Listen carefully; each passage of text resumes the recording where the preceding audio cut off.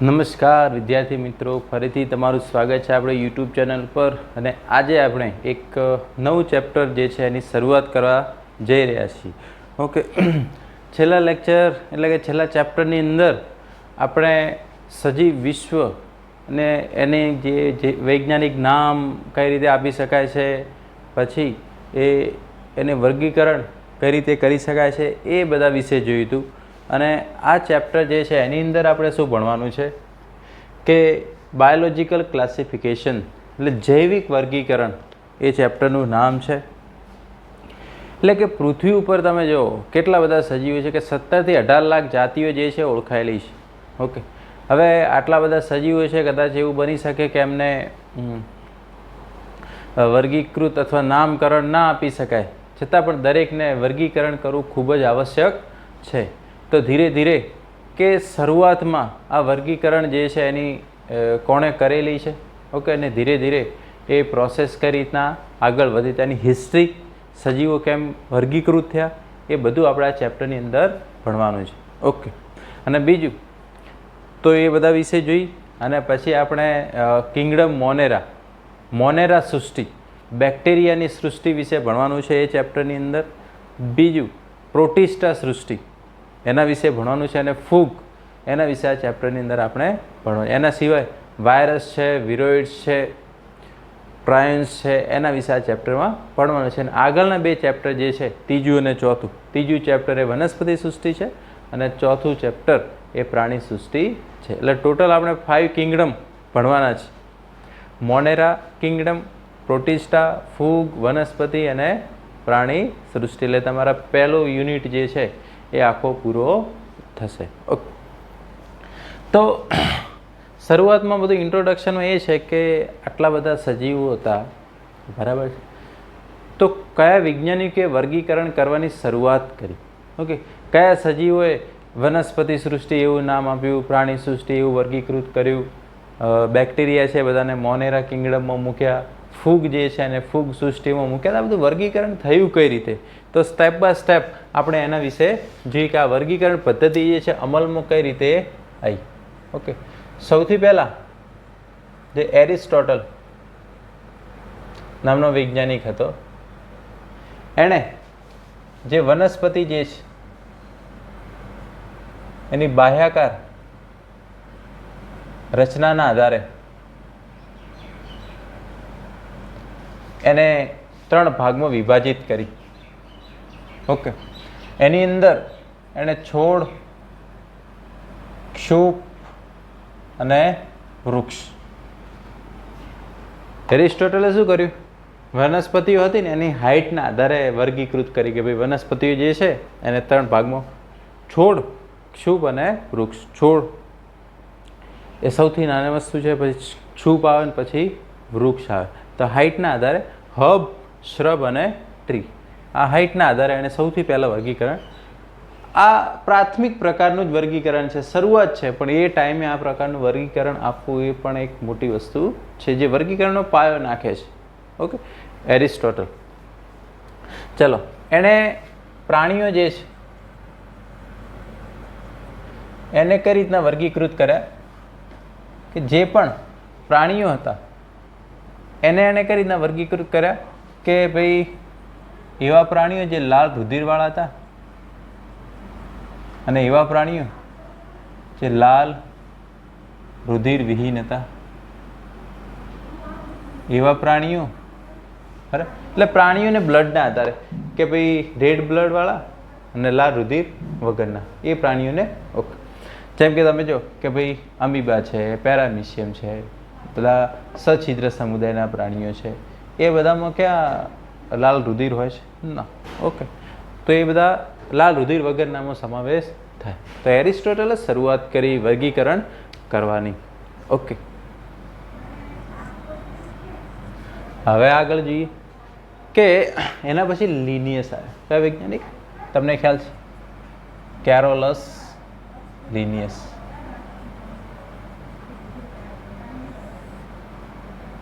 કેરોલન ને Carolus. Okay, એનું નામ કેમ બદલેલું એ પણ તમને ખ્યાલ છે. એનું નામ તો કાર્લ વોન લિનિયસ હતું. પણ એનું જે પેલું દ્વિનામી નામકરણ પદ્ધતિ સક્સેસફુલ ગઈ ને એટલે એને કાર્લ વોન લિનિયસમાંથી એનું નામ કરી દીધું કેરોલસ લિનિયસ. ઓકે, ચાલો. કેરોલસ લિનિયસ જે છે એ એણે આખા જે સજીવો હતા એને બે ભાગમાં વિભાજિત કરી દીધા કે પૃથ્વી પર જે પણ જીવંત સજીવો હતા એમાં એને બે સૃષ્ટિ વર્ગીકરણ આપ્યું. કેવી? આખા સજીવોને બે કિંગડમમાં વહેંચી દીધા. એક વનસ્પતિ સૃષ્ટિ અને બીજું પ્રાણી સૃષ્ટિ.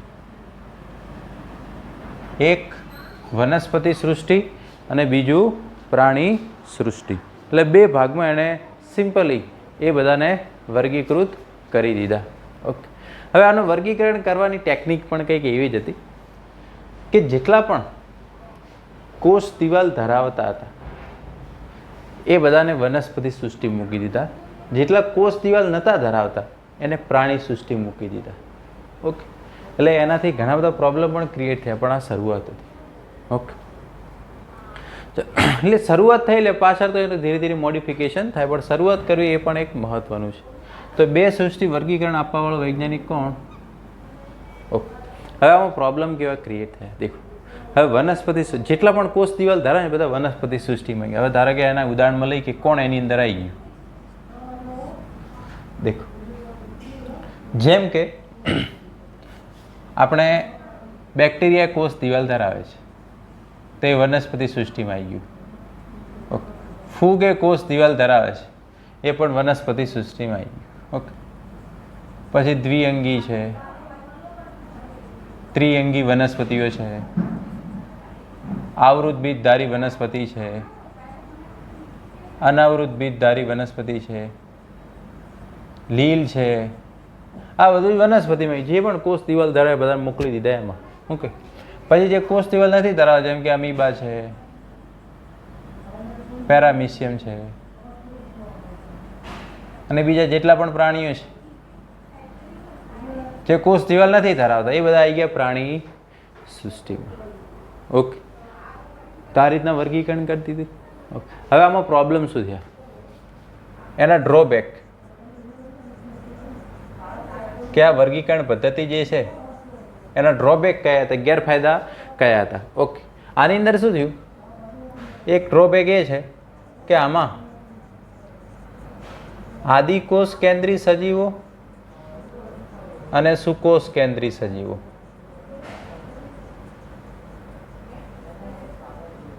એક સાથે આયા.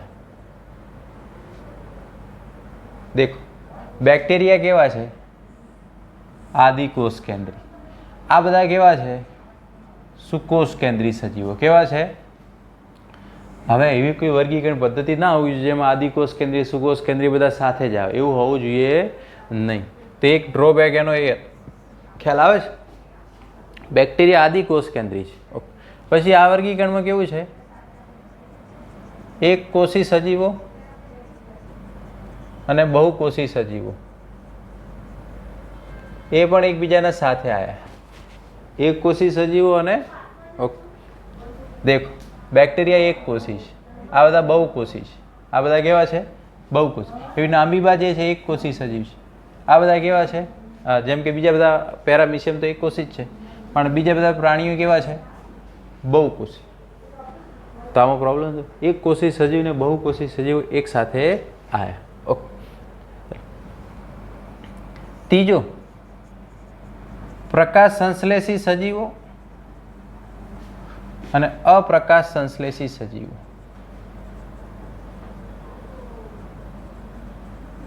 એ બધા પણ એક સાથે જ આવ્યા. દેખો, ફૂગને શામાં સમાવેશ કર્યો? વનસ્પતિ સૃષ્ટિમાં. ફૂગ પ્રકાશ સંશ્લેષણ કરે ના. આ બધા સજીવો જેમ કે બીજી બધી વનસ્પતિઓ છે એ બધા કેવા છે? પ્રકાશ સંશ્લેષી છે. કેવા છે? તો આનું વર્ગીકરણ કરવું પડે પ્રોપર. એવું ના ચાલે કે પ્રકાશ સંશ્લેષી સજીવો અને બિન પ્રકાશ સંશ્લેષી સજીવો એક જ કિંગડમની અંદર આવે, એવું ચાલે નહીં. તો એના ડ્રોબેક હતા. ઓકે, તો 3 પોઈન્ટ જે છે ખાસ ધ્યાન રાખવાના. કે લિનિયસના ડ્રોબેક કયા હતા. ઓકે, હવે આગળ જોઈએ કે બીજા કયા પોઈન્ટ્સ જે છે ધ્યાનમાં રાખવા પડે. કોઈ પણ તમે આ પ્રાણીઓનું વર્ગીકરણ કરો છો અને અલગ અલગ ભાગમાં વહેંચો છો તો અમુક પોઈન્ટ્સ જે છે ધ્યાનમાં રાખવા પડે. ઓકે, જેમ કે કોષ રચના, કે ભાઈ આદિકોષ કેન્દ્રી છે કે સુકોષ કેન્દ્રી, એ વસ્તુ ધ્યાનમાં રાખવું પડે. એની કોષ દિવાલ કેવી બનેલી છે એ પણ. એના પછી પોષણનો પ્રકાર, એના પછી પોષણનો પ્રકાર કે ભાઈ પોષણ એટલે કઈ રીતના ખોરાક મેળવે છે. જેમ કે વનસ્પતિઓ છે સ્વયંપોષી છે, એ પોતાનો ખોરાક જાતે બનાવે. ફૂગ જે છે વિષમપોષી છે, એ ખોરાક માટે બીજા ઉપર આધાર રાખે. તો પોષણનો પ્રકાર કયો છે એ પોઈન્ટ પણ આની અંદર એડ કરો. તો આમાં કેવું સ્વયંપોષી વિષમપોષી બધા એક સાથે આવી ગયા, એવું ચાલે નહીં. ઓકે, તો પોષણનો પ્રકાર, કોષ રચનાને ધ્યાનમાં રાખવું પડે. ઓકે, એનું નૈસર્ગિક નિવાસ સ્થાન, કે કઈ જગ્યાએ નિવાસ સ્થાન ધરાવે છે. એની પ્રજનનની પદ્ધતિઓ પણ એડ કરવી પડે. આટલા પોઈન્ટ્સથી કશું ચાલે, આ પોઈન્ટ્સ પણ એની અંદર આવવા જોઈએ. અને બીજું ખાસ ઉદ્વિકાસીય સંબંધો, આ મોસ્ટ ઇમ્પોર્ટન્ટ છે. હવે દેખો, પૃથ્વી ઉપર પહેલાં કોઈ સજીવ હતા ના, પણ સૌથી પહેલાં કોણ આવ્યું, એના પછી કોણ આવ્યું, તો વર્ગીકરણ પણ એ જ રીતે જ હોવું જોઈએ. જેમ કે સૌથી પહેલાં બેક્ટેરિયા આવ્યા તો કે ભાઈ મોનેરા કિંગડમને મૂકો, પછી કે બધા એક કોષી પ્રોટિસ્ટા આવ્યા તો એમને મૂકો. તો આ રીતના એનું વર્ગીકરણ કરવું પડે. તો એક ઉદ્વિકાસીય સંબંધો જે છે એને પણ ધ્યાનમાં રાખવું પડે, નહીંતર ચાલે નહીં. ઓકે, હવે આ તો બે સૃષ્ટિ વર્ગીકરણ હવે મોડિફાય થયું ધીરે ધીરે. હવે આગળ તમે જુઓ, ત્રણ સૃષ્ટિ વર્ગીકરણ આવ્યું. કયું આવ્યું? ત્રણ સૃષ્ટિ. ઓકે, કે ભાઈ આમાં બરાબર ચાલતું ને, હજુ કોઈક મોડિફાય કરો. ઓકે, ત્રણ સૃષ્ટિ વર્ગીકરણ જે છે એ આપ્યું અર્ન્સ્ટ હેકલ નામના વૈજ્ઞાનિક આપ્યું. અર્ન્સ્ટ હેકલ. એણે એક નવી સૃષ્ટિ ઉમેરી. કઈ સૃષ્ટિ ઉમેરી? એણે પ્રોટિસ્ટા સૃષ્ટિ ઉમેરી. એની જે ત્રણ સૃષ્ટિ હતી, પ્રોટિસ્ટા ઓલરેડી આ બે તો હતી જ, વનસ્પતિ સૃષ્ટિ અને ત્રીજી પ્રાણી સૃષ્ટિ. ઓકે, એણે એક નવી સૃષ્ટિ એડ કરી, પ્રોટિસ્ટા. એની અંદર શું કર્યું એણે કે ભાઈ જે પણ એક કોષી સજીવો છે બધા પ્રોટિસ્ટા મૂકી દો. આની અંદર એનો ગોલ શું હતો કે ભાઈ જેટલા પણ એક કોષી સજીવો છે એ બધાને શેમાં મૂકી દીધા? પ્રોટિસ્ટામાં. શેમાં મૂકી દીધા? પ્રોટિસ્ટામાં. ઓકે, તો આમાંથી જે પણ બધા અમીબા, પેરામિશિયમ છે, જે પણ એક કોષી લીલ હોય તો એમાં આવી ગઈ. પાછી ખબર પડી? જે પણ એક કોષી છે બધાને એમાં મૂકી દેવાના. ભાઈ બેક્ટેરિયા હોય તો એમાં એને મૂકી દેવાના. ઓકે, ચાલો. પછી આવી ચાર સૃષ્ટિ વર્ગીકરણ. કેવી? ચાર સૃષ્ટિ. આર્યું આપવાવાળો વૈજ્ઞાનિક હતો કોપલેન્ડ. કયા વૈજ્ઞાનિકે આપ્યું? કોપલેન્ડ નામના વૈજ્ઞાનિકે આપ્યું. એની અંદર એણે એક નવી સૃષ્ટિ એડ કરી, મોનેરા. ઓકે, આ તો હતી જ પ્રોટિસ્ટા, વનસ્પતિ સૃષ્ટિ અને ચોથું પ્રાણી સૃષ્ટિ. ઓકે, ચલો. આને વળી નવી સૃષ્ટિ એડ કરી, મોનેરા. મોનેરામાં એણે શું કર્યું? જેટલા પણ બધા બેક્ટેરિયા હતા એનો સમાવેશ શેમાં કર્યો? મોનેરામાં કરી દીધો. શેમાં કરી દીધો? થોડું હજુ આગળ થયું, બરાબર. એટલે પ્રોટિસ્ટામાં પેલા બેક્ટેરિયા હતા એને બધાને હજુ જે વનસ્પતિમાં પહેલાં પ્રોટિસ્ટામાં એને હવે બેક્ટેરિયા આવી ગયા મોનેરા સૃષ્ટિ. એટલે જેટલા પણ બેક્ટેરિયા બધા મોનેરા સૃષ્ટિમાં એમણે મૂકી દીધા. ઓકે, અને હવે આવે છે પાંચ સૃષ્ટિ વર્ગીકરણ. કયું આવે છે? પાંચ સૃષ્ટિ વર્ગીકરણ. ઓકે, પાંચ સૃષ્ટિ વર્ગીકરણ જે છે એ આપવાવાળો વૈજ્ઞાનિક હતો R.H. વ્હિટેકર. કયા વૈજ્ઞાનિકે આપ્યું? R.H. વ્હિટેકર. એણે આપ્યું આ વૈજ્ઞાનિક આ વર્ગીકરણ જે છે 1969 ની અંદર. ક્યારે આપ્યું? 1969 ની અંદર. ઓકે. આની અંદર જે વર્ગીકરણ પદ્ધતિ જે છે એમાં નવી કઈ સૃષ્ટિ એડ કરી? એણે એક ફૂગમાં ખાલી નવી સૃષ્ટિ એડ કરી. એટલે એની સૃષ્ટિઓ જે છે એક મોનેરા તો હતી જ, બીજું પ્રોટિસ્ટા. હવે ફૂગ જે છે અત્યાર સુધી વનસ્પતિમાં આવતી એને અલગ કરી નાખી. ફૂગ વનસ્પતિ સૃષ્ટિ અને પ્રાણી સૃષ્ટિ. એટલે આર્યો ખાસ ધ્યાન રાખો કયા વૈજ્ઞાનિકે નવી સૃષ્ટિ એડ કરી. બરાબર છે. આટલી બાબતો તમારે ખાસ ધ્યાનમાં રાખવાનું. ઓકે. અને પાંચ સૃષ્ટિ વર્ગીકરણ જે છે એ સ્વીકાર્ય પણ છે અલગ અલગ વૈજ્ઞાનિકો દ્વારા. ઓકે. હવે 6 સૃષ્ટિ વર્ગીકરણ પણ છે. શું છે? 6 સૃષ્ટિ વર્ગીકરણ. 6 કિંગડમ ક્લાસિફિકેશન પણ છે. બરાબર. એ વૈજ્ઞાનિક જે છે એ કાર્લ હુઝ નામના વૈજ્ઞાનિકે આપેલ. Karl whose.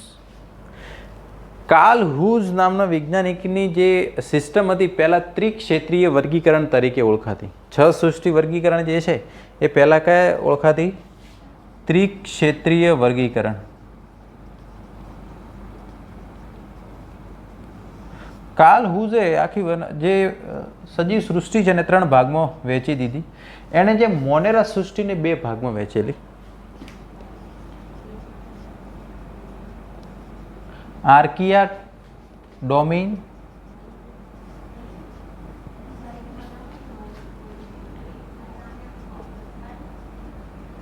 બેક્ટેરિયા ડોમેઇન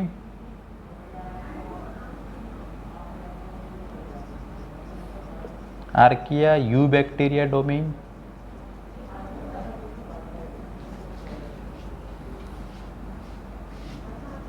અને યુકેરિયોટા ડોમેઇન.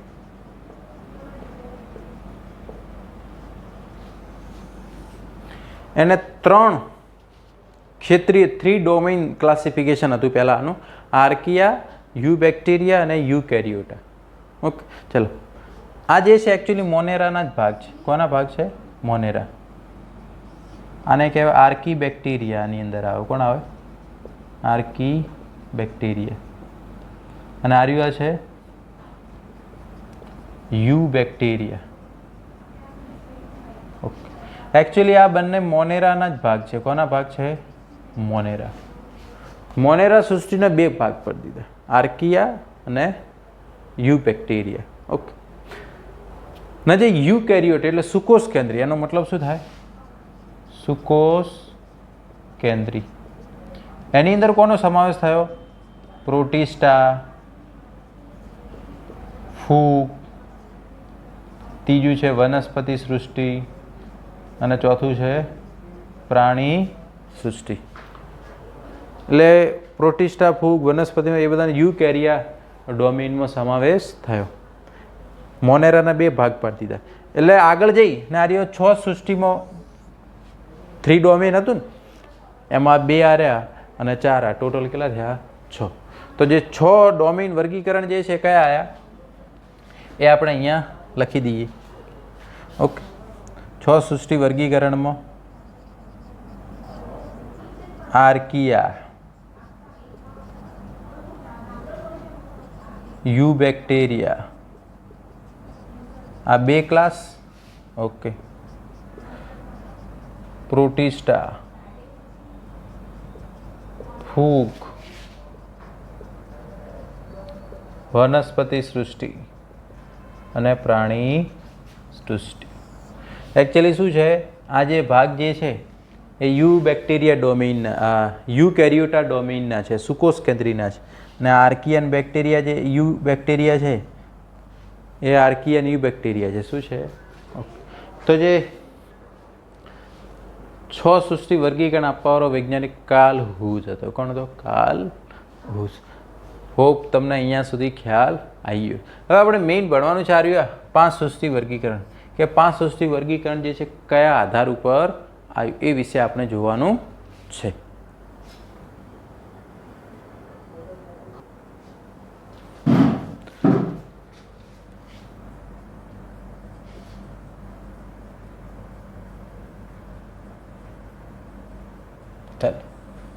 હવે તમને ખ્યાલ છે કે ભાઈ 5 સૃષ્ટિ વર્ગીકરણની અંદર કઈ 5 સૃષ્ટિ આવે?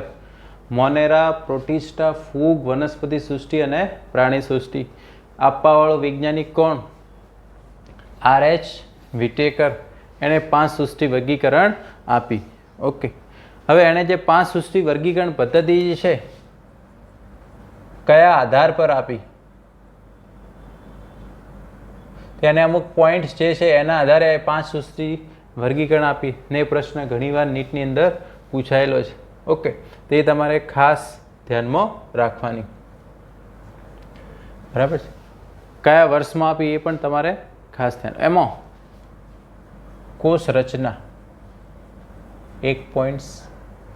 ઓકે, બીજું સુકાય આયોજન. ચાલો, કોષ રચના એટલે કે ભાઈ આદિકોષ કેન્દ્રી છે કે સુકોષ કેન્દ્રી? સુકાય આયોજન કે ભાઈ એક કોષી છે, બહુકોષી છે કે કઈ રીતે છે, એ સુકાય આયોજન કહેવાય. પોષણ પદ્ધતિ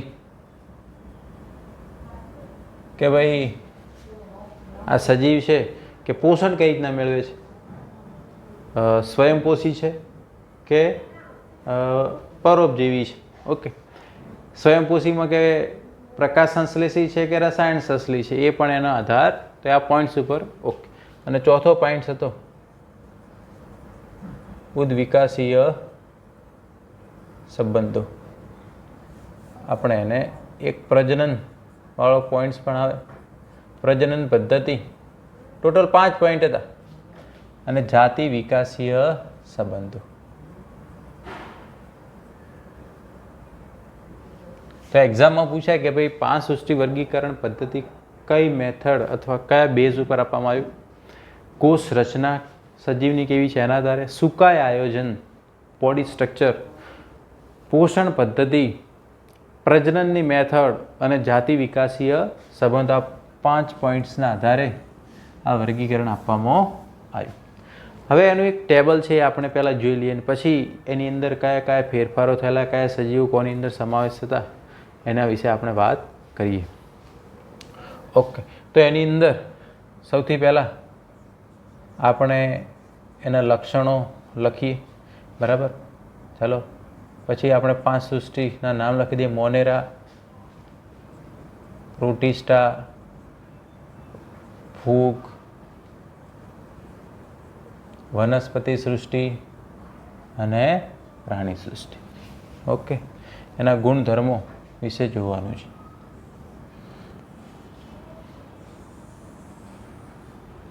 લક્ષણોની અંદર સૌથી પહેલા આપણે જોઈએ એનો કોષ પ્રકાર કયો છે. ચલો, તો મોનેરા જે છે એ બધા આદિકોષ કેન્દ્રીમાં આવે. શેમાં આવે? આદિકોષ કેન્દ્રી. હવે તમને ખ્યાલ છે કે આદિકોષ કેન્દ્રી કોને કહેવાય? જેમાં કોષ કેન્દ્ર સુવિકસિત ના હોય એને શું કહેવાય? આદિકોષ કેન્દ્રી. આ બધા જે છે સુકોષ કેન્દ્રીમાં આવે. કોની અંદર આવે? સુકોષ કેન્દ્રી. ફૂગ પણ બધા સુકોષ કેન્દ્રીમાં આવે. એ બધાનું કોષ કેન્દ્ર એકદમ સુવિકસિત હોય. વનસ્પતિઓ જે છે એ પણ સુકોષ કેન્દ્રીમાં આવે. પ્રાણીઓ પણ સુકોષ કેન્દ્રીની અંદર સમાવેશ થાય છે. આટલી બાબત તમારે ખાસ ધ્યાનમાં રાખવાની. ઓકે, બીજું કે એ ખ્યાલ આવી ગયો. હવે કોષ દિવાલ મોસ્ટ ઇમ્પોર્ટન્ટ, કે કોષ દિવાલ જે છે કયા પ્રકારની હોય છે. ચાલો, મોનેરા તમને ખ્યાલ છે બેક્ટેરિયાની કોષ દિવાલ શેની હોય? પેપ્ટિડો ગ્લાયકેનની. શેની બનેલી હોય? પેપ્ટિડો ગ્લાયકેનની. ઓકે, તો એ સેલ્યુલોઝ વિહીન હોય. સેલ્યુલોઝ વિહીન. ઓકે, એની અંદર જે પેપ્ટિડોગ્લાયકેન જે છે એટલે સેલ્યુલોઝ ના હોય, એમાં પોલીસેકેરાઇડ હોય plus amino acid, polysaccharide plus amino acid. Okay, તમને ખ્યાલ છે આને પેપ્ટિડોગ્લાયકેન કહેવાય. શું કહેવાય? પેપ્ટિડોગ્લાયકેન. દેખો, પેપ્ટિડો એ એમિનો એસિડ રિલેટેડ શબ્દ છે, કારણ કે પેપ્ટાઇડ ગ્લાયકેન જે છે એ આપણે કાર્બોદિતના રિલેટેડ છે, એટલે પોલીસેકેરાઇડ પ્લસ એમિનો એસિડ. નોર્મલી આપણે એને NAG અને NAMનો પોલિમર કહેવાય. N-એસિટાઇલ ગ્લુકોઝામાઇન અને N-એસિટાઇલ મ્યુરામિક એસિડ એની બનેલી હોય. પેપ્ટિડોગ્લાયકેન શેનો બનેલો હોય? આ બે વસ્તુનો પોલિમર છે. ઓકે, આટલું તમારે બેક્ટેરિયાની કોષ દિવાલમાં ધ્યાનમાં રાખવાનું. ઓકે, ચાલો. પ્રોટિસ્ટા, આમાં કેવું હોય? અમુકમાં કોષ દિવાલ હાજર હોય.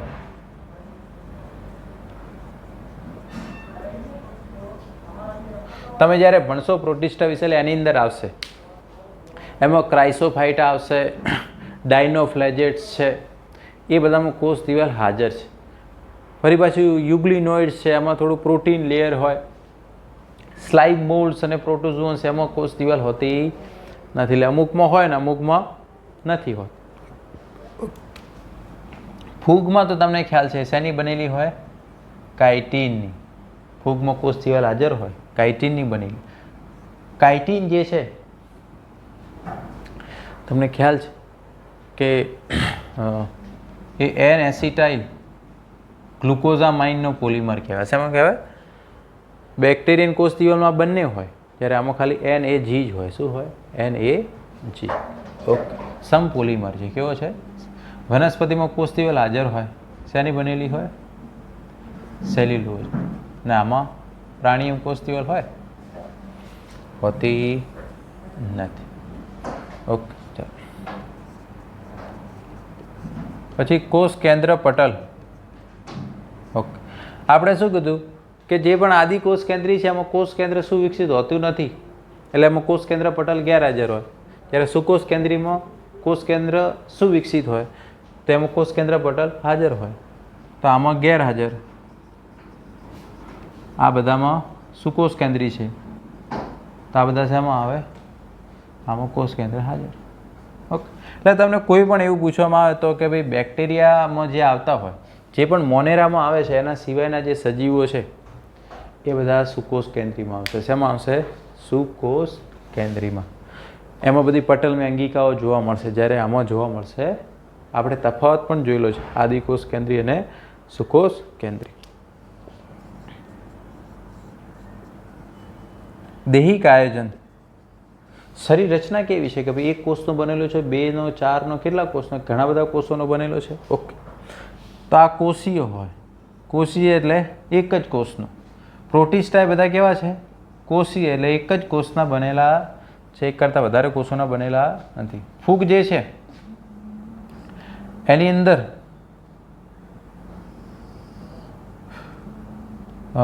એ બહુકોષીય હોય, એક ફૂગને છોડીને ઈસ્ટ સિવાય. ઓકે, બહુકોષીય હોય પણ એમાં શિથિલ પેશી રચના બને. કેવી રચના બને? ઓકે, ટૂંકમાં બહુકોષીય છે. વનસ્પતિ જે છે એમાં પેશી હોય અને અંગો સુધીનું આયોજન જોવા મળે. મૂળ, પ્રકાંડ પણ આ બધા અંગો કહેવાય. જ્યારે પ્રાણીઓમાં કેવું હોય? પેશી હોય, અંગ હોય, અંગતંત્ર પણ બને. શું બને? આમાં પેશી બને, અંગ બને, અંગતંત્ર. ઓકે, અહીંયા સુધીનું પ્રોસેસ જોવાનું. ઓકે, હવે મોસ્ટ ઇમ્પોર્ટન્ટ આવે છે, ખાસ ધ્યાન રાખવાનું, પોષણની પદ્ધતિ. પોષણ, ન્યુટ્રિયન્ટ કઈ રીતના મેળવે છે એ ખાસ ધ્યાન રાખવા જેવું છે અહીંયા. ઓકે,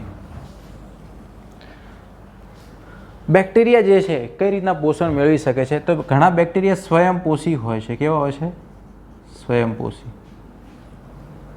એટલે પોતાનો ખોરાક જાતે બનાવે છે. હવે સ્વયંપોષીમાં પાછા 2 ભાગ પડે કે ભાઈ પ્રકાશ સંશ્લેષી છે, એટલે સૂર્ય ઉર્જાનો ઉપયોગ કરી પોતાનો ખોરાક બનાવે, અને રસાયણ સંશ્લેષી. રસાયણ સંશ્લેષી. ઓકે, બે ટાઈપ. રસાયણોમાંથી અકાર્બનિક પદાર્થો હોય એમાંથી એમને ઉર્જા મળે. ઓકે, અમુક જે બેક્ટેરિયા છે જેમ કે સાયનો બેક્ટેરિયા કહેવાય, એ પ્રકાશ સંશ્લેષી છે. આપણે બધું ડિટેલમાં આવશે. જેને બ્લુ ગ્રીન આલ્ગી પણ કહેવાય, એની અંદર નોસ્ટોક ને એના બીના આવે. એ સૂર્ય ઉર્જાનો ઉપયોગ કરી પોતાના જેવો એ પોતાનો ખોરાક તૈયાર કરે. રસાયણ સંશ્લેષી કેવા હોય, અમુક કાર્બનિક રસાયણો ઉપર આધાર રાખે, નાઇટ્રેટ હોય, નાઇટ્રાઇટ હોય, એમાંથી એમને ઉર્જા મળે. ઓકે, ટૂંકમાં સ્વયંપોષીમાં બે કેરેક્ટર ધરાવે છે.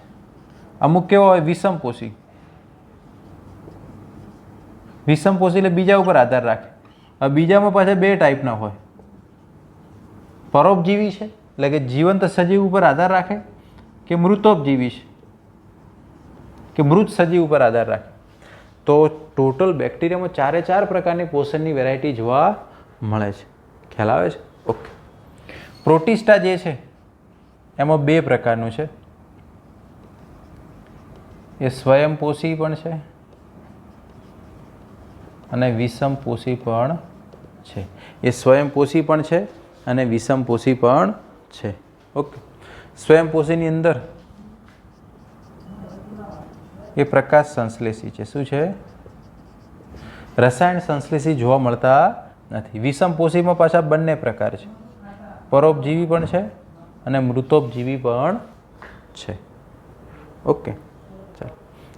તો આના કરતાં આમાં એક રસાયણ સંશ્લેષી જોવા મળતા આમાં 3 પોષણ પદ્ધતિઓ છે. ફૂગ તો હંમેશા તમને ખ્યાલ જ છે, એ વિષમપોષી જ હોય. કેવી હોય? વિષમપોષી. બીજા વિષમપોષીમાં પાછા બંને પ્રકારનું હોય. મૃતોપજીવી એટલે મૃત સજીવો સડી ગયેલા પદાર્થોમાંથી પોષણ મેળવે. બીજી મેથડ છે કે પરોપજીવી. પરોપજીવી એટલે કોઈ જીવંત સજીવો ઉપર પોતાનો ખોરાક માટે આધાર રાખે, તેને શું કહેવાય? પરોપજીવી, પેરાસાઇટ કહેવાય. ઓકે, ચાલો. અને વનસ્પતિઓ તો બધા સ્ટ્રિક્ટલી કેવી છે? સ્વયંપોષી. કેવી છે? સ્વયંપોષીમાં ખાસ આપણે કહી શકીએ કે ભાઈ પ્રકાશ સંશ્લેષી છે. કેવી છે? પ્રકાશ સંશ્લેષી. ઓકે, ચાલો. બીજું, પ્રાણીઓ બધા વિષમપોષી છે. કેવા છે? વિષમપોષી.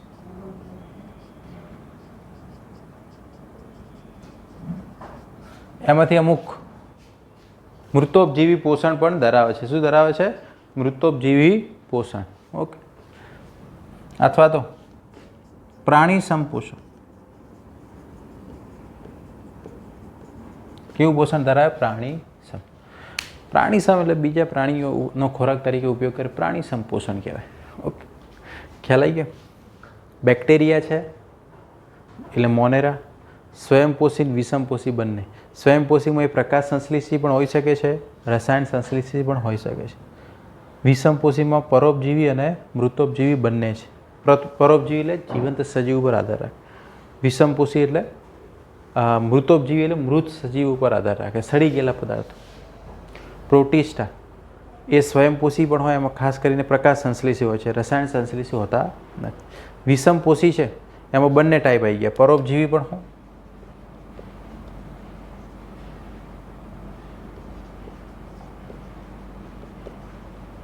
અને મૃતોપજીવી પણ હોય છે, બંને ટાઈપ. ફૂગ એવું છે જે કમ્પલસરી વિષમપોષી જ પોષણ ધરાવે છે. આમાં કોઈ બીજી વેરાયટી છે કે ફૂગ કોઈ દિવસ પ્રકાશ સંશ્લેષી હોય? ના હોય ભાઈ. ફૂગ પોતાનો ખોરાક જાતે બનાવે ને સૂર્ય ઉર્જાનો ઉપયોગ કરતી નથી. ઓકે, તમે દેખો ફૂગ કોઈ દિવસ તડકામાં નહીં જોવા મળે. વધારે પડતો જે લાઇટ પડતી ત્યાં ફૂગ જોવા જ ન મળે. એ હંમેશા અંધારું હોય ત્યાં જ જોવા મળે. ઓકે, કારણ કે ભેજવાળું વાતાવરણ એને અનુકૂળ આવે. એટલે જો વધારે પડતો તડકો હોય તો મોઇશ્ચર રહે નહીં, તો એ બધું દૂર કરવું પડે. ઓકે, તો મોઇશ્ચર પ્રોસિજર એટલે જ્યાં અંધારું હોય એટલે ત્યાં શું? એક ભેજવાળું વાતાવરણ. ત્યાં ફૂગ માટે એના ગ્રોથ માટે જરૂરી છે. દેખો ચોમાસામાં જ ફૂગ હવે જોવા મળશે, ઉનાળામાં ખાસ જોવા મળે નહીં. વનસ્પતિઓ એવી છે કમ્પલસરી સ્વયંપોષી જ. પ્રાણીઓ જે છે એ તો વિષમપોષી, મૃતોપજીવી, મૃત સજીવોનો ખોરાક તરીકે ઉપયોગ કરતા હોય અમુક. પ્રાણી સંપોષણ, ઓકે, બીજા પ્રાણીઓનો ખોરાક તરીકે ઉપયોગ થતો. તમારે ધોરણ 10માં આવતું તો અમીબામાં પ્રાણી સંપોષણ. ઓકે, હવે એક્ઝામમાં કઈ રીતના પૂછાય? કોષ દિવાલ વિશે પૂછાઈ શકે. પછી એમાં એવું પૂછે કે કયા પ્રાણીઓ કઈ સૃષ્ટિ ફક્ત વિષમપોષી પોષણ જ ધરાવે છે? એમાં ફૂગ જ આવે. 5માંથી કઈ ફક્ત સ્વયંપોષિત સજીવોનો સમાવેશ થાય? સ્વયં વનસ્પતિ. પછી એવું પૂછાય કે પોષણની બાબતમાં સૌથી વધારે વિવિધતા ધરાવતી સૃષ્ટિ? મોનેરા. 4 ટાઈપની વેરાયટી છે: પ્રકાશ સંશ્લેષી, રસાયણ સંશ્લેષી, પરોપજીવી અને ઋતુ. તો આ પ્રશ્નો પૂછાયેલા છે ઘણીવાર. ઓકે, કોષ દિવાલ જે છે કેવા પ્રકારનું છે? આદિકોષ કેન્દ્રી, સુકોષ કેન્દ્રી, આ ખાસ છે. ઓકે, તો આટલી બાબત તમારે ખાસ આની અંદર ધ્યાનમાં રાખવાની છે. ટેબલ જે છે એક્ઝામ ઓરિએન્ટેડ મોસ્ટ ઇમ્પોર્ટન્ટ છે. ઓકે, નેક્સ્ટ લેક્ચરની અંદર આપણે આ જે 5 સૃષ્ટિ વર્ગીકરણ જે છે એમાં કયા સજીવોને કોની અંદર સમાવેશ થઈ ગયો અને એનો થોડો ડ્રોબેક શું હતો એના વિશે આપણે જોવાનું છે. Okay, thank you.